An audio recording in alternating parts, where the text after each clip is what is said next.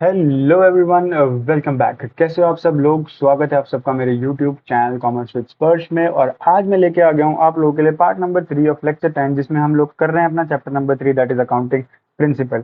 Last class में हम need for accounting principle and kind of accounting principle को देख चुके थे। और आज हम काइंड ऑफ अकाउंटिंग प्रिंसिपल्स में से टॉपिक उठाकर स्टार्ट करने वाले हैं। आज हम कवर करेंगे अपने दो topic, that is going concern and consistency. तो गोइंग कंसर्न क्या होता है, मैंने आपको बताया था चार ऐसे हैं जो हमारे फंडामेंटल अकाउंटिंग असम्पशंस हैं या कॉन्सेप्ट्स हैं, जिनके बारे में हमारी अकाउंटिंग प्रिंसिपल्स ये कहते हैं that it is not mandatory या it is not required to disclose whether you are following those four fundamental accounting assumptions और not. But if in case there is any change in those four accounting fundamentals या fundamental accounting principle, then you have to disclose the change of those in your accounting statement of those four fundamentals. ठीक है, तो उनमें से मैंने दो उठाए हैं, गोइंग कंसर्न एंड कंसिस्टेंसी। अब ना व्हाट इज गोइंग कंसर्न? देखो, हर बिजनेस अकाउंट्स बनाने से पहले ये अज्यूम करता है, कोई भी बिजनेस अकाउंट्स बनाने से पहले ध्यान से सुनेंगे, ये अज्यूम करता है दैट जो हमारा बिजनेस है वो कहीं ना कहीं आगे आने वाले सालों में, in the upcoming years, is going to work normally, मतलब चलेगा बिल्कुल नॉर्मल तरीके से। तो बहुत सारी चीजें हमें अपने अकाउंट में इस तरीके से इंक्लूड करनी होती हैं, जैसे कि हमारी मशीन को हम कॉस्ट में रिकॉर्ड क्यों करते हैं?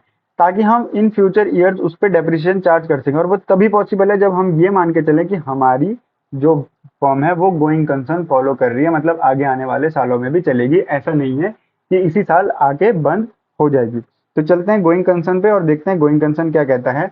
As per this concept is assumed the business will continue to exist for a long period of time in the future.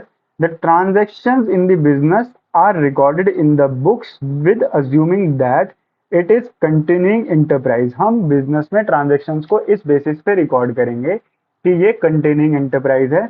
Because of the concept the fixed asset is recorded at their original cost and depreciation is charged on the asset. Depreciation is charged on the asset without reference to the market value। उनकी market value को ध्यान में ना रखते हुए हम उनको cost में रिकॉर्ड करते हैं एंड हम उन पे डेप्रिसिएशन चार्ज करते हैं। जो खर्चे हम फ्यूचर के जो खर्चे हम पहले से पे कर देते हैं उनको भी हम अपनी बुक्स में रिकॉर्ड करते हैं as asset, because of this concept only, क्योंकि हम मानते हैं हमारा बिजनेस गोइंग कंसर्न है और वो आगे आने वाले सालों में नॉर्मली चलता रहेगा। आउटसाइडर की जो इन्वेस्टमेंट है बिजनेस में, लोन लेना, परचेज करना शेयर्स को, डिबेंचर्स को, ये सब भी हम इसीलिए करते हैं क्योंकि हम ये कॉन्सेप्ट फॉलो करते हैं। हमारे बिजनेस में कोई बाहर का इंसान तभी तो इन्वेस्ट करेगा जब उसको भरोसा हो कि आगे आने वाले सालों में चलेगा। हम तभी तो लोन लेंगे किसी बैंक से और बैंक हमें तभी तो लोन देगा जब उस बैंक को ये भरोसा हो जाएगा कि हम आगे आने वाले सालों में वर्किंग करेंगे और उसके लोन को चुका पाएंगे। तो गोइंग कंसर्न कॉन्सेप्ट बेसिकली ये कहता है कि अकाउंट्स बनाने से पहले you assume that your business will continue in the upcoming future and आप normally उस business को करते रहोगे। ठीक है, now second is consistency concept। now what is this consistency concept ये कहता है कि आप जो भी मेथड फॉलो करोगे अपनी अकाउंटिंग करने का, वो मेथड आगे आने वाले सालों में सेम रहेगा। And why this accounting principle is followed? Basically for the comparison purpose, मतलब आप कंपेयर कर सको उन अकाउंट्स को जो आपने पिछले सालों में बनाए थे with the accounts of the upcoming years.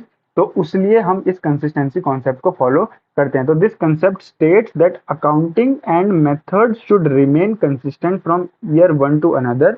It is important for the management as it helps in comparing the profit or loss in the balance sheet of two different periods। हम अपने पीएल और balance sheet को दो अलग अलग period के compare कर सकते हैं। ठीक है, but it does not mean, but इसका मतलब ये नहीं है कि आप कभी चेंज नहीं कर सकते हो। अगर बिजनेस में या आउटसाइड वर्ल्ड में कोई भी चेंज आता है तो आप अपने मेथड को चेंज कर सकते हो, बट आपको वो चीज को अपने अकाउंटिंग रिकॉर्ड्स में इंक्लूड करके बताना होगा that we have made a change in this particular method or the way of doing the calculations in our accounts। तो ये होता है consistency concept and going concern concept। Revising it once again, going concern concept says that your business is going to continue in the near future as well। Because of that concept only, there are many transactions which are being done in the business, like we include the asset at the cost of that asset in the books, because we can charge depreciation over it without considering the market value।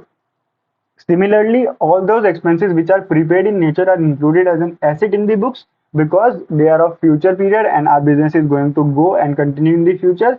Similarly, the outsider will invest in the business. Similarly, banks will give us loans. Similarly, we will purchase the share and debentures of other companies, and the other people will purchase the shares and debentures of our company. So going concern is that business will continue forever in the future. And what is consistency? Consistency says that the method of the accounting which we have started doing will remain the same in the upcoming futures as well, and it is helpful for the management so that management can compare its accounts with the previous period as well. तो दो concept पढ़े, hope आपको समझ आए हो।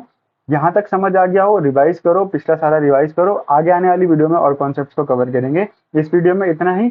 Thank you for watching this video. Stay connected, stay fit and stay happy. Jai Hind.